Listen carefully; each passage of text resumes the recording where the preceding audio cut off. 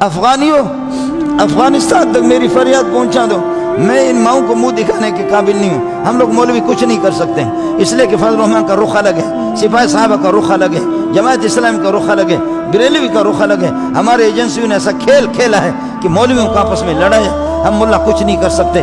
کاش کہ یہ ملا ایک ساتھ ہو جائے، تبلیغوں کا رخ الگ ہے، ہم ایک ساتھ اگر ہو جائیں انشاءاللہ ان کو ہم سمجھا بھی سکتے کہ ملا کون ہے۔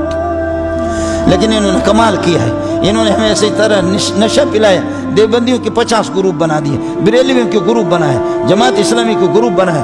تو یہ دیوبندی جو کئی جماعتوں میں بڑھ چکی ہے، یہ دیوبندی کیا کرے گا؟